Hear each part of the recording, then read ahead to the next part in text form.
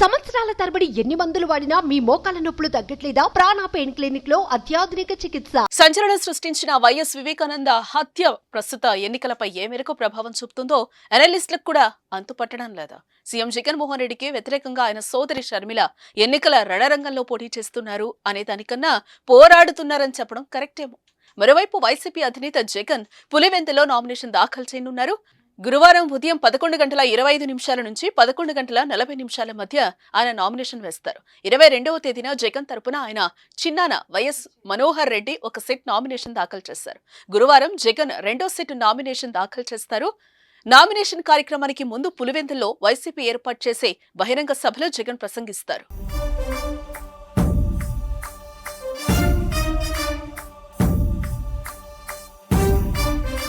YS Vivekananda Reddy హత్య కేసులో approver గా మారిన దస్తగిరి కూడా పులివెందుల నుంచి పోటీ చేస్తున్నారు. జై భీమ్ భారత్ పార్టీ తరపున ఆయన బరిలోకి దిగుతున్నారు. రాజకీయాల గురించి ఆయన మాట్లాడుతూ తమ పార్టీ ర్యాలీలోకి వైసీపీ కార్యకర్తలు ప్రవేశించి దాడి చేయరని కుట్ర చేస్తున్నారని ఆరోపించారు. జగన్ నామినేషన్ వేసినప్పుడే తాను కూడా నామినేషన్ వెయ్యాలని నిర్ణయించుకున్నానని చెప్పారు. తనను జగన్ అవినాష్ ఇబ్బందులు పెడుతున్నారని అన్నారు. ఎవరికీ భయపడే ప్రసక్తే లేదని చెప్పారు. అయితే నామినేషన్ నేపథ్యంలో దస్తగిరికి పోలీసులు భద్రత పెంచారు. బుధ గురువారాల్లో దస్తగిరికి అధిక భద్రతను కల్పించనున్నారు. ప్రస్తుతం ఉన్న 3+3, 4+4 నుంచి 4+4, 10+10 కు భద్రతను పెంచారు.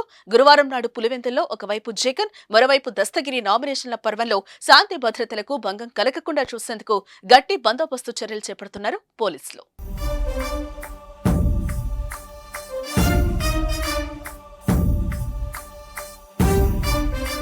సుమన్ టీవీలో మీ పర్సనల్ అండ్ బిజినెస్ ప్రమోషన్స్ కోసం కింది నెంబర్కి కాంటాక్ట్ చేయండి.